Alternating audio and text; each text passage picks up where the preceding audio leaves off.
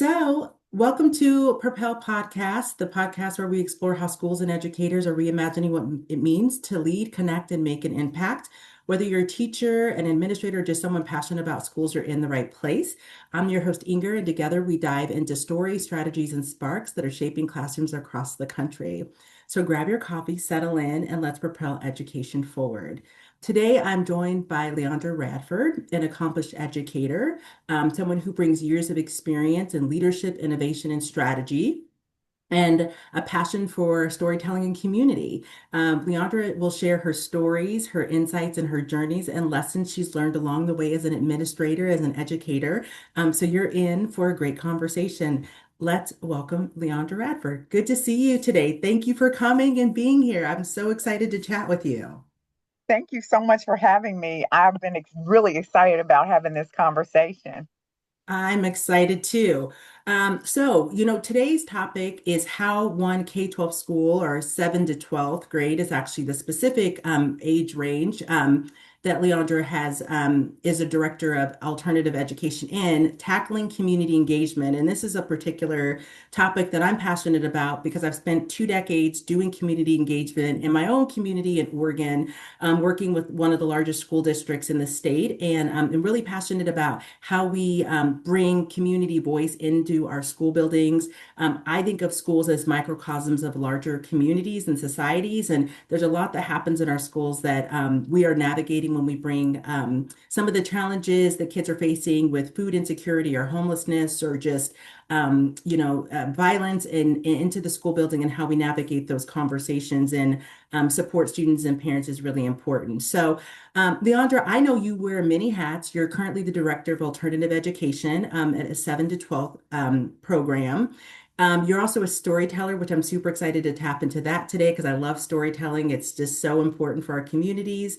From your perspective, when you talk about your work, can you talk a little bit about what you do in your day-to-day, the demographics of the students you serve look like, and what are things like in your district? What's happening currently, given the national conversation around equity and maybe policy changes? Yes. So you're right, many hats. And if you were to take storytelling and community engagement out of that, still many hats. Mhm. I currently am the director of alternative education. And what that means in the district that I work for is that I run an alternative school, grades 7 through 12. Under my umbrella, we have the middle school, which is our seventh and eighth graders. We've got our high school, which is 9th through 12th grader. We also do, in addition to credit recovery, we do credit recovery in addition to alternative education, which really kind of looks like kids who maybe have made some poor behavior decisions around uh, rules and things in school that might Mhm. cause them to be transferred over to us. But then in addition to that, we serve what we have a IMHP program, which is intensive mental health program. And so there are lots of little buckets to fill within that one role. Our demographics are that we are predominantly, I'm going to say probably about 85% or more African American population. Mostly male students are, we have a majority of male students that are referred to as versus male and female. And when we talk Mhm. about gender demographics and things such as that, social economics, a lot of, uh, we are 100% free and reduced lunch. Okay. Um, Not all of our kids would fall under that, but the majority of our kids fall under that, so much so that it just makes sense to put everybody under that umbrella. Um, and so, yeah, we sit in a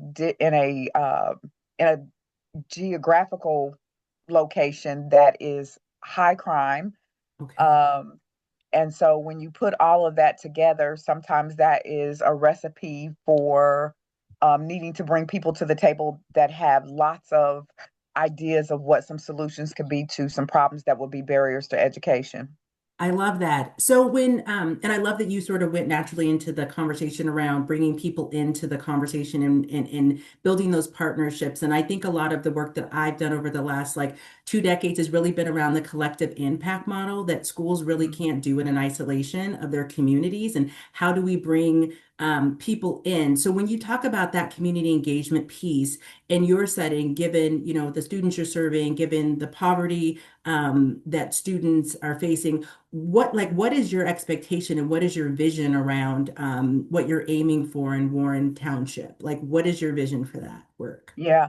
So the vision was, um, I like to say, given to me. Mhm. It wasn't something that I kind of like sat around and thought about.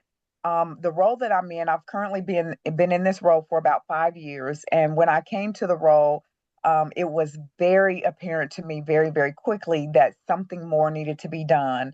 Um, Usually alternative education programs within the state of Indiana, not just our district, but within the state of Indiana, and Mhm. maybe in other places too, offer 2 half-day programs. So our students are not really expected to have a full day of education in the sense of going from class to class to class. They Mhm. come for half a day. When I got into the role and really started to dig into what a half a day really meant, that equated to about 3 hours a day. Oh. And that to me just kind of felt like educational neglect. Mm. To expect that our students, they're still expected to graduate with the Core 40 diploma. They're still expected to pass the same standardized test Yeah. and do all of the things, meet all of the same requirements. But, to ask yourself, like, how is that possible to do given Yeah. that they're only given 3 hours a day and their counterparts are in school 7+ hours a day if you count extracurricular activities. And so I knew, being the new kid on the block, so to speak, I couldn't just come into a situation and say, you know what, we're going to change. We're going to serve all the kids all at the same time, all day long, as opposed to a half a day. Hmm. That would not have gone over well with staff or the district or, anybody else, I don't think. And so really just kind of looking for what felt like an impossible situation. But through that, looking for that impossible situation, I came up with a program that I call Rise and Soar. Hmm. And essentially, what Rise and Soar is we bring community partners. We tap into the community partners that are offering. It might be financial literacy. It might be social, emotional, and mental health wellness. It might be acting. It might be storytelling. We have partners of so many different areas in the community that we bring partners in so that our students on 2 days out of the week, Tuesdays and Thursdays, they have the option of they go to school their 3 hours a day, which is their half program, and then instead of getting on the bus to go home, they stay and they rotate through Mm. the community partners that we have, and it's called Rise and Soar. Our school motto is a phoenix, and phoenixes sort of, they're known for rising from the The ashes and ashes. flying off into the sunset. And I Yeah. thought, like, really, that's what I want for our kids. I want Yeah. them to rise above the circumstances that brought them there, which might be those poor behavior decisions, Yeah. because that doesn't define them. And in fact, I always tell them, adults make poor decisions too every day. Yeah. We all make bad decisions, but what we do when we're faced with that, we can either make the best of it or we can let it define us. And so we're going to choose to rise above those Really? circumstances, Yeah. take the tools and strategies that this Rise and Soar program can offer you, and then you're going to soar in school and in life. I And love that really is what it's about, is just giving them tools and strategies that's going to allow them to be competitive both in school and after school. I love that. Thank So I wanted to ask you a quick follow-up question based on what you were saying. I was really intrigued by a couple of things you said. One about bringing community partners in and getting people to buy into your vision about the expectations you have for your students, right? You could have just come in as a new administrator and just gone with the flow and not like, rock the boat with introducing like, without like coming in and being kind of a little bit, sometimes administrators can come in and be a little heavy-handed, right? They're trying to make a name for themselves. They're trying to create some structure, and I like that you really wanted people's buy-in. And so can you talk a little bit about that, like as a strategy for implementation for the Rise and Soar program, like the buy-in of the community, the buy-in of the teachers that are in your school, the buy-in of the students? Because like, was there any pushback around that, or was Oh everyone yeah. super excited? So I just want to be honest So and transparent about like your process because it sounds really amazing. But, No, that is a great follow-up question, and I'm glad you asked because there was some pushback and there was some excitement around it. I mm, remember having a conversation with not long. I think Rise and Soar had been going maybe a year, maybe not quite a year, yeah. and I was having a conversation with my superintendent, and he made a comment at the time I thought like was a support, but then like as I reflect back, I was like, I don't know if that was a compliment or not. But he had said to me, he said, a lot of administrators when they come in, they don't normally come in making changes. Oh, And we interesting. referencing the Rise and Soar program. And I thought, Hmm. oh great, like he likes it type of thing.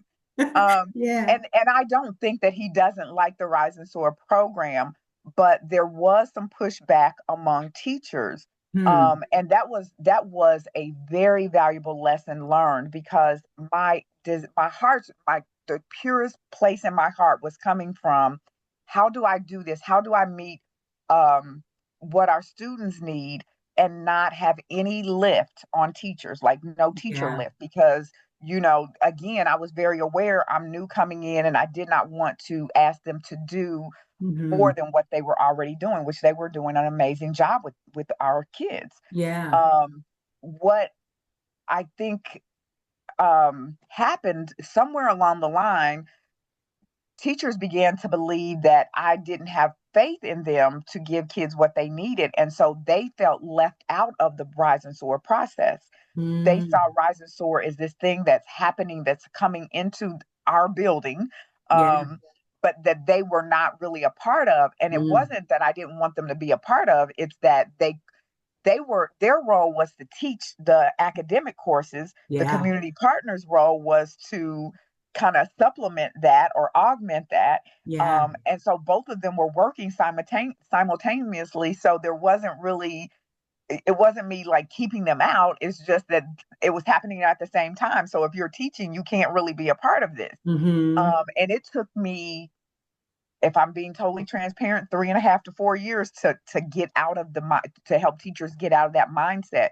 You're Wow. not being pushed out. What you do is so valuable and so needed, Yeah. but that is not all that they need.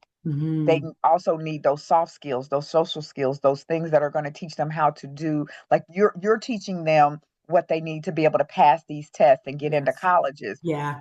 What these community partners are doing is teaching them how are they to navigate um, schools in a larger environment, how Yeah. to navigate community um, Hmm. eh, Yeah. beyond school.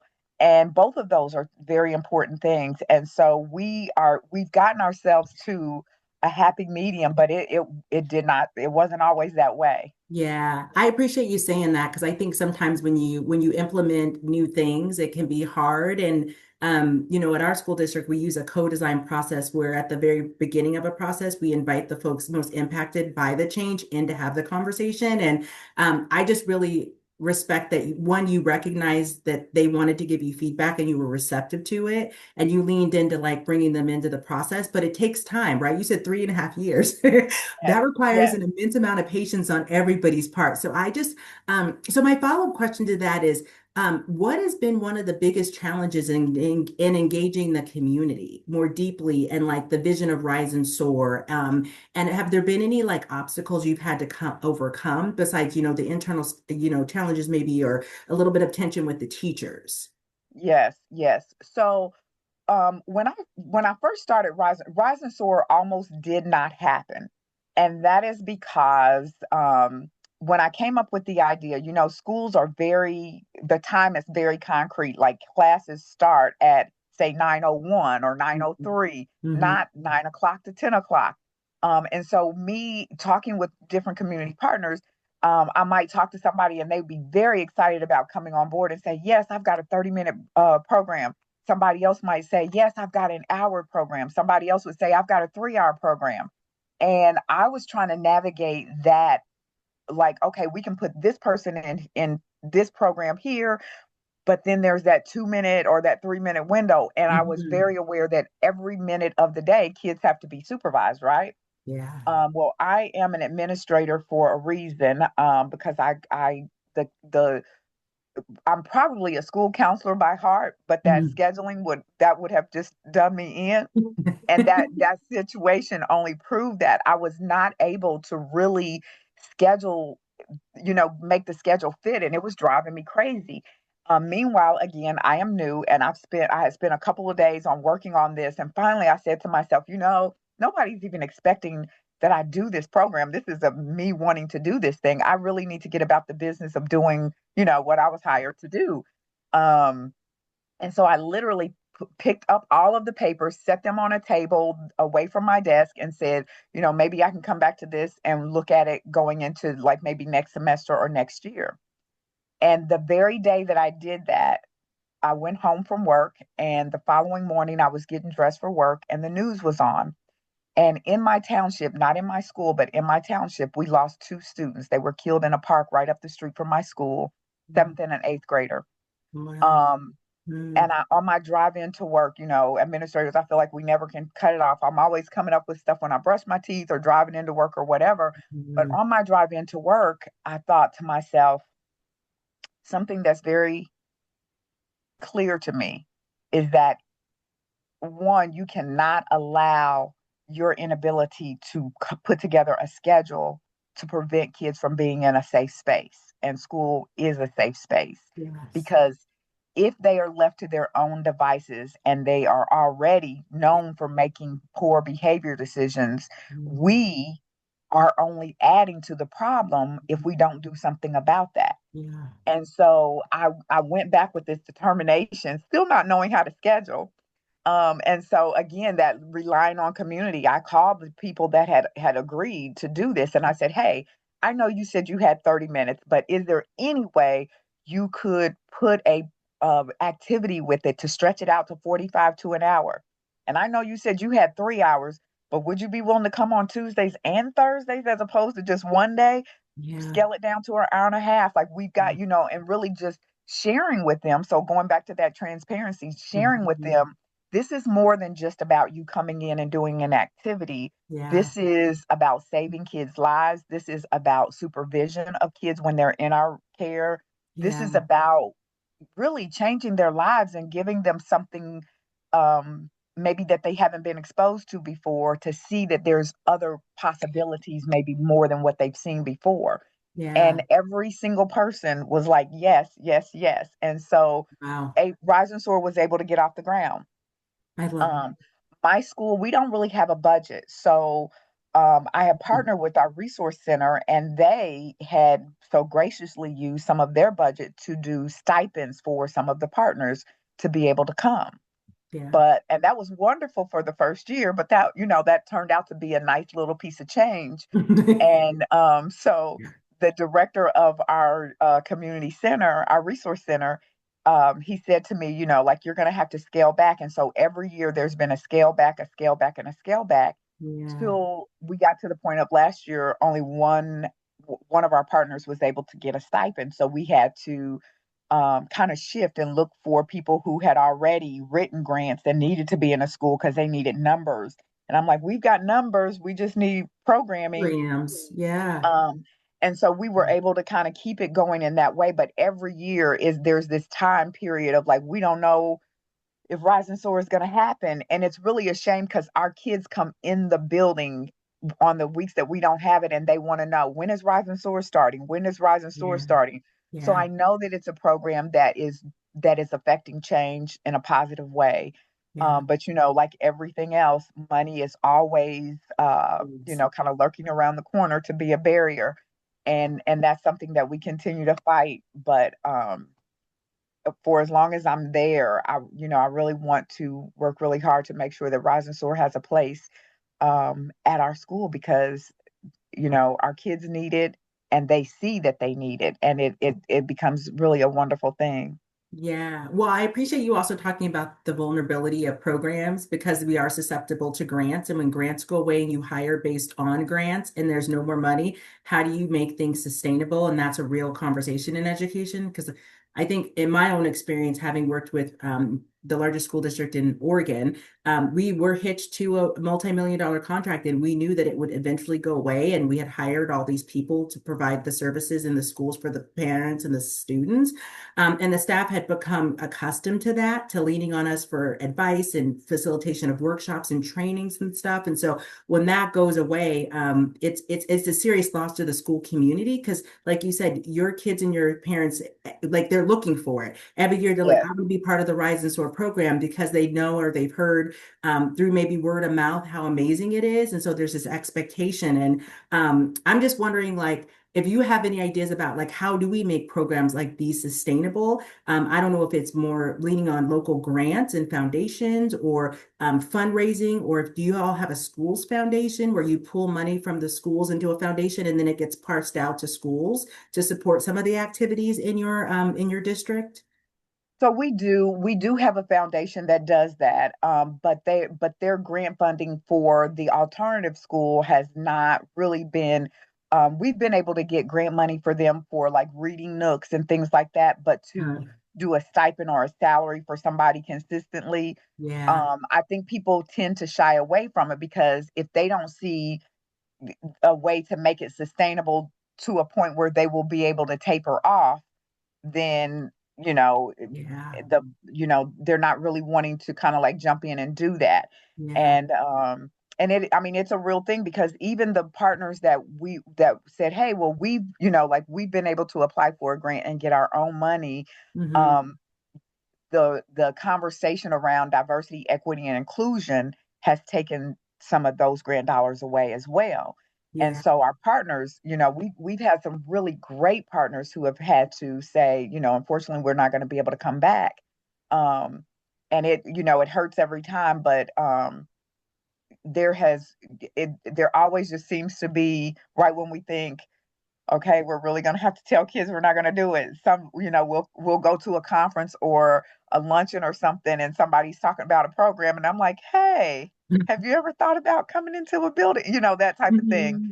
And Yeah. so, just the constant back work that it takes to keep it together can sometimes be trying on the mentality or the mental, but it's worth it, because you do see kids on Tuesdays and Thursdays. And it shows like our attendance on Tuesdays and Thursdays, the data points show that our attendance is better. The data points show that our kids that are in the Rise and Soar program, their graduation rates are better, their behaviors are better. All of the things that we track data for, those kids are showing that the program is working for them.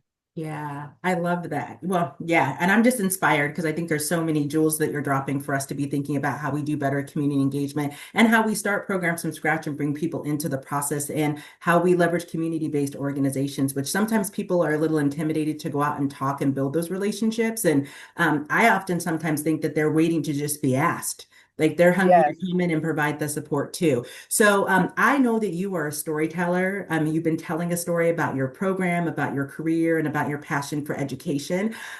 So how has storytelling become a part of your narrative and how you've been able to bridge community in your school, and in the larger community with bringing partners in and parents in? And can you talk a little bit about how you have deepened those practices? I'm sure staff is taking notice and watching you and noticing how you're weaving it together. So can you talk a little bit about storytelling and how you've done the work of bringing that into the school to build trust? Yeah, sure. So storytelling for me really it's all these things that you kind of happen upon. Storytelling was supposed to be my thing to do that was just for me. And in Mm. fact, when I got into storytelling, I was actually helping my sister who has a nonprofit organization, and there was this thing that we have here at one of our museums called Get On Board, and they hold this it's an event where people who have small nonprofits, they come and they set up and they kind of tell the story, so to speak, of their nonprofit. And people who are looking to serve on boards, um they go and they are kind of interviewing, if you will, all these nonprofits to see which nonprofit they would like to maybe serve on, or lend their gifts and talents to. Yeah. And I was telling my sister about it as a way to help her, not because I saw an avenue for myself at all. But she ended up going, and I went to the event just to kind of see. I wanted to kind of peruse the museum. They had this new exhibit out that I was interested in seeing. So I'm looking in the museum, looking at these exhibits, and I said, well, let me go down and check on her and see, is it been of value for her? And I go down and I see all these vendors, if you will. And so I stop and I'm talking to them. And I met this lady who was the executive director for Storytelling Arts of Indiana, and she was talking to me about being on the being a board member. And as we were talking, and she said, you would really make a great storyteller. And there goes the story, right? And so I started doing storytelling for kids at libraries and at parks, and for Halloween. Like October is a big time for storytelling, but there's so many different genres. Like I've told storytellings in nursing homes, for people who to help them sustain memory loss, and just so many different avenues to do storytelling. But one of the ways that I brought story. I served on the board and then later became the president of the board, and ended up thinking, I love storytelling. This would be something great for my kids to maybe get into. And so they became one of our Rise and Soar partners, and our kids began to be developed to do storytelling. That's so And at the cool. end of the year, we had this end of year celebration to celebrate, the successes of kids, and they can talk about like the programs and how it's helped them and impact them. They began to kind of like tell their own story. And we had another um, partner who was doing music and video, and they helped our kids to make a documentary.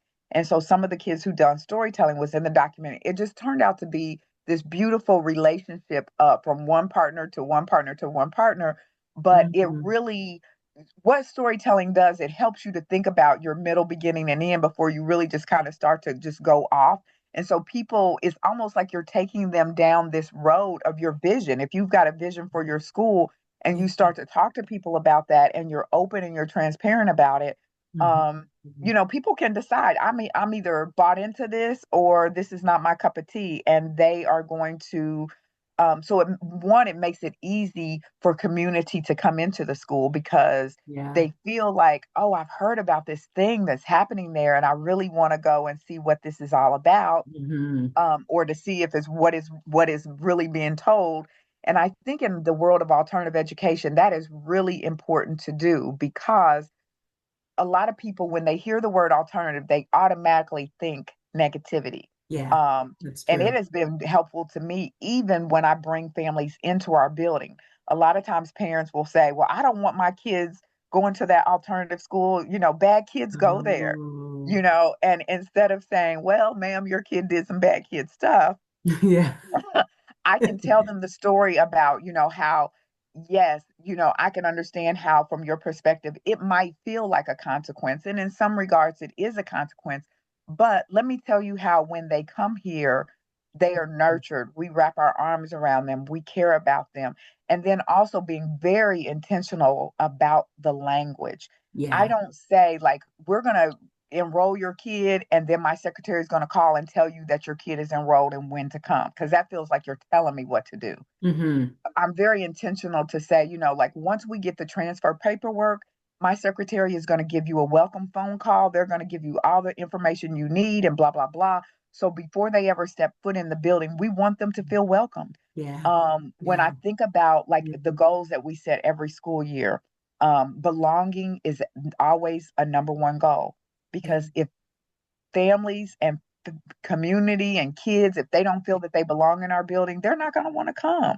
And Yeah. so, So true. the message to our staff is that everybody that walks through these doors ought to feel a sense of belonging.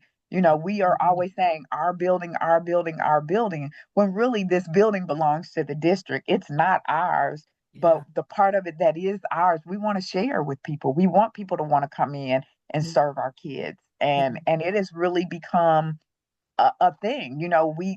We reserve classrooms for our community partners. So when they come in, and they week to week to week, they can put up posters, they can decorate, they can do whatever they want. So it feels like it's theirs. Now, when their session is done, somebody else is going to come in behind them. But guess what? They also have a bulletin board that they can use, and a place for their handouts and flyers and things like that as well. Yeah. But everybody that comes in really should have a sense of this is my spot. Yeah, Um, I love and that. so Yeah, yeah, you're speaking to my soul because I think often what I've heard in my role as a community organizer and a parent organizer is parents will go into schools and they don't feel welcome. Like nobody greets them or they don't have someone to hold their hand or they may not speak the language and there's nobody to provide interpretation. And I think there's already so many barriers to navigating school systems and what you don't know. And I think what you're speaking to is really about accessibility, but also a sense of belonging. And like you said, the building belongs to the district, but the soul of the school is truly ours to create as administrators. And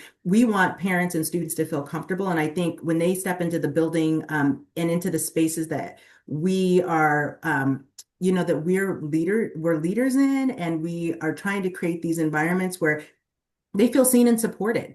And oftentimes there's a little bit of a rub about that unless you're very intentional about it. And having navigated spaces where, some principals have done things very differently, been more welcoming or asked for support about how do they create a structure that supports parents, whether it's a site council or it's a PTA group, just using that as an opportunity to connect. And I think you spoke to something I think that is really important, is that sense of belonging and also the sense of leveling the playing field, but also leveling the power dynamics that sometimes can exist between administrators and parents.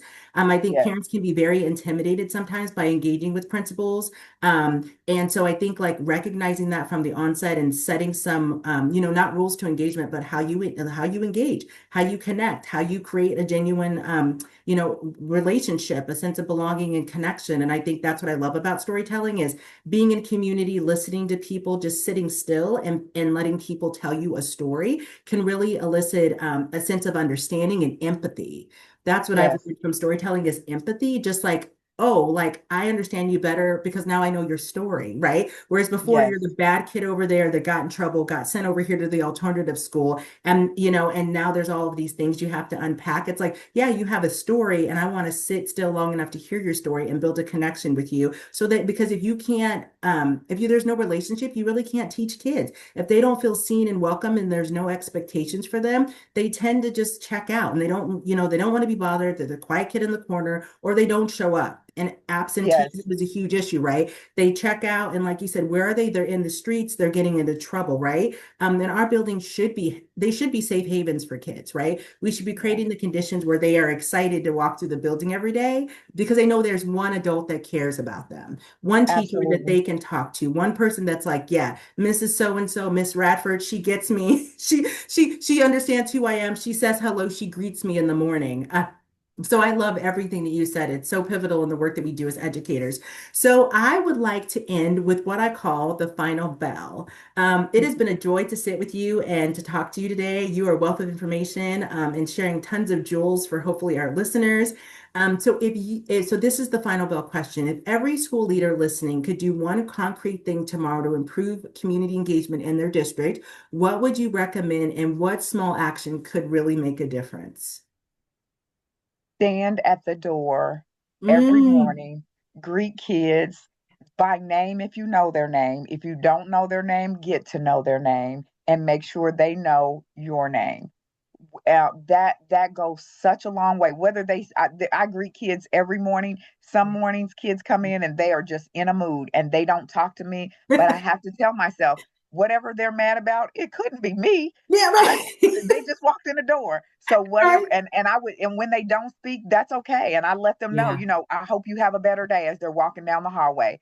yeah, Because there will come that time where they do need to come and speak to you, yeah. and they're going to remember, even when I didn't speak back, she still spoke to me every Yeah, day. And they yes. will they will tell you that. And don't be afraid. Get to know kids and don't be afraid of them. I think most people got into education because somewhere along the line we loved kids, and sometimes I've seen over the years people tend to forget that, like, don't forget that, like, while you're there, don't forget your why, but greet kids. It costs zero to say good morning every day. Yes, it does.